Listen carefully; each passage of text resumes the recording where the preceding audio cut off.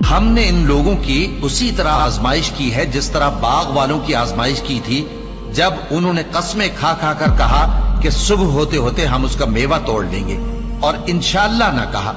सो वो अभी सो ही रहे थे कि तुम्हारे परवरदिगार की तरफ से रातों रात उस पर एक आफत फिर गई, तो वो ऐसा हो गया जैसे कटी हुई खेती। फिर जब सुबह हुई तो वो लोग एक दूसरे को पुकारने लगे कि अगर तुमको काटना है तो अपनी खेती पर सवेरे ही जा पहुंचो। सो वो चल पड़े और आपस में चुपके चुपके कहते जाते थे कि आज वहां तुम्हारे पास कोई फकीर ना आने पाए, और कोशिश के साथ सवेरे ही जा पहुंचे, गोया पैदावार पर कादिर हैं। फिर जब उन्होंने बाग को देखा तो वीरान, कहने लगे कि हम रास्ता भूल गए हैं, नहीं बल्कि हम बेनसीब हो गए। एक जो उनमें समझदार था बोला, क्या मैंने तुमसे नहीं कहा था कि तुम तस्बीह क्यों नहीं करते? दूसरे कहने लगे कि हमारा परवरदिगार पाक है, बेशक हम ही कसूरवार थे।